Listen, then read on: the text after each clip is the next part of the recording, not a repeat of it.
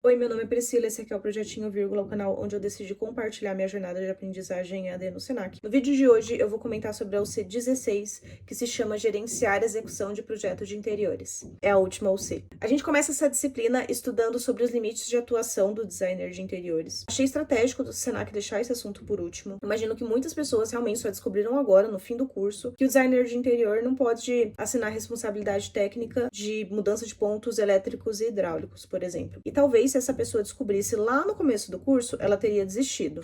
Depois desse tema, a gente vê novamente sobre precificação, contrato, as informações que devem ser formalizadas desde a proposta comercial, para então a gente começar realmente um conteúdo sobre planejamento de obra, como que faz um cronograma, como demonstrar os cursos, quais os profissionais envolvidos, como coordenar tudo isso em conjunto. Passado para a gente também alguns softwares de cronograma e algumas técnicas de liderança que ajudam a gente a atuar com gerenciamento de obras. Nos passam alguns modelos de checklist para ser utilizados que ajudam a obra a fluir de uma maneira mais assertiva. A gente também tem um capítulo sobre Lean Construction e sustentabilidade, um outro sobre tecnologias e sistema BIM, e para encerrar a gente tem um capítulo que fala sobre segurança do trabalho e a NR24. Sobre as atividades dessa UC eu achei bem simples de fazer. Talvez porque eu tive exatamente esse mesmo conteúdo na ETEC esse semestre. E fazia um mês que eu tinha estudado isso e aí abriu essa UC. Mas eu acho que mesmo se eu não tivesse estudado, eu achei as atividades fáceis de serem feitas. Passado pra gente o briefing de uma cliente. Ela estava montando uma sorveteria em um centro comercial e ela já tinha feito o projeto de interiores dela com um outro profissional e agora ela estava procurando a gente para fazer o gerenciamento da obra dela. Além do briefing, a gente também recebeu o caderno de projetos que essa cliente já teria feito com esse outro profissional para ajudar a gente a fazer as atividades. A primeira atividade foi gerar uma proposta comercial e um contrato de prestação de serviços utilizando o modelo que o Senac tinha disponibilizado para a gente, igualzinho a gente fez na UC anterior. A segunda atividade foi colocar em ordem as etapas de uma obra, né, do jeito que elas devem acontecer, na ordem que elas devem acontecer. Para isso foi passado pra gente um PowerPoint com alguns cards, a gente teria que colocar esses cards em ordem num Kanban. No caso, a gente só colocaria na fase para fazer. E a terceira atividade foi fazer um cronograma físico-financeiro, mostrando como ia ser o cronograma da obra inteira, desde a contratação do cliente até a entrega da obra limpa, e colocando os custos referentes a cada etapa. Aí, para fazer essa última atividade, foi disponibilizado para a gente um manual de obra, não lembro o nome do documento, que tinha explicando cada atividade, o que era a atividade e dando um tempo médio de duração. Não esquece de deixar o like no vídeo, porque eu sei que no final a gente esquece. Opiniões sobre essa UC. Pela primeira vez eu achei repetitivo o assunto. A gente tem um capítulo dessa UC totalmente dedicado para sustentabilidade, sendo que a gente teve uma UC inteira só sobre esse assunto. Mas, no geral, eu achei o conteúdo bom, os materiais de apoio que a gente teve, jeito de ensinar como que programa uma obra, como que faz um cronograma, gostei bastante. Sobre as entregas, eu acho que a primeira atividade não agregou muito, porque ela foi exatamente a mesma coisa da primeira. Mas entendo, né, que são atividades diferentes, são tarefas diferentes.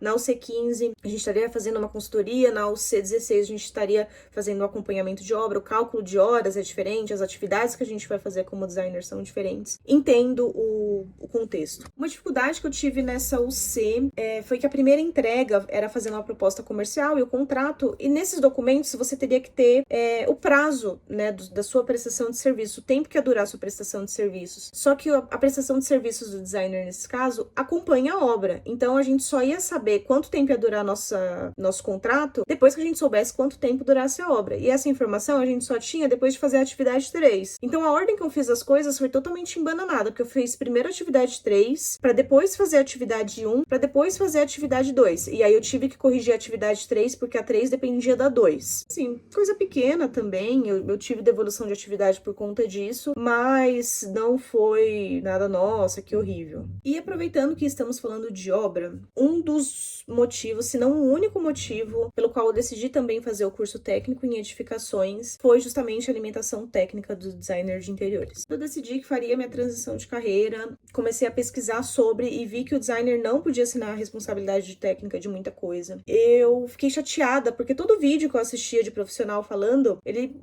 sugeria que eu trabalhasse em parceria. Então, assim, toda vez que eu projetasse a troca de um ponto elétrico, a troca de um ponto hidráulico, a criação de uma tomada, um ponto de iluminação, eu teria que envolver um outro profissional na jogada e eu não queria depender de outras pessoas para isso. Aí eu lembrei de um outro curso que eu tinha feito, inscrição, há muitos anos atrás, que eu lembro que era alguma coisa parecida com engenharia civil, mas era um curso técnico. Fui ver, pesquisar esse curso, e esse curso ainda existia. Tinha na ETEC aqui perto da minha casa, na escola técnica, e ele estava coincidentemente com as inscrições abertas. O nome do curso era Técnico em Edificações, e antes de fazer a inscrição, eu fui pesquisar um pouco mais para ver o que essa pessoa poderia fazer com essa carteirinha. E eu vi que, diferente do designer, o técnico ele poderia assinar a responsabilidade técnica de trocas de pontos elétricos, pontos hidráulicos, e inclusive poderia até assinar projetos arquitetônicos de até 80 metros quadrados de até 2 pavimentos. Nessa época eu ainda estava no meu emprego CLT, e eu estava ciente de que seria uma loucura manter o emprego formal, fazer um curso EAD técnico, fazer um curso presencial técnico, manter a casa, enfim. Mas eu tava bem cansada do meu trabalho e decidi me inscrever mesmo assim. No fim, o meu emprego fez o que eu queria que ele fizesse, eles conseguiram me desligar, mas ainda assim foi uma loucura fazer os 2 cursos técnicos concomitantes. Mas agora que tá acabando os 2 cursos, porque eu finalizo tanto o Senac quanto a ETEC agora em dezembro, eu posso falar, valeu muito a pena. Eu tô terminando ambos os cursos e no final eu vou ter minha carteirinha de técnica em edificações e eu vou poder assinar minhas TRT sem problema nenhum. Vou inclusive até poder assinar laudos de vistoria. Esses dias eu assisti o vídeo de uma designer que ela atuava há mais de 10 anos com interiores e ela estava comentando que ela estava iniciando a faculdade de arquitetura dela justamente porque ela queria assinar as responsabilidades técnicas dela. E eu abri os comentários esperando ver que alguém já tivesse recomendado ela fazer o curso técnico em edificações, mas para minha surpresa eu vi outras profissionais, outras designers falando que também tinha essa vontade de fazer arquitetura, mas que não tinha tempo porque o curso era presencial, era muitos dias na semana, o curso era muito caro, não tinha EAD. E aí eu me senti instigada a comentar e falar, não, gente, a gente tem a opção, fazer o técnico em edificações, enfim. Porque é tão pouco divulgado esse curso, principalmente ali no meio, né, dos designers de interiores. É possível ter uma formação técnica que te capacite, né, para assinar as próprias responsabilidades técnicas, com pouco tempo de informação, com investimento mais baixo, dependendo da região tem até o curso de graça, e dependendo da instituição também até EAD. É uma coisa que eu recomendo para quem tem disposição, é fazer também um curso técnico em edificações para agregar a sua profissão de designer de interiores. Eu já fiz um vídeo falando como que é fazer o curso de edificações, eu vou deixar linkado aqui.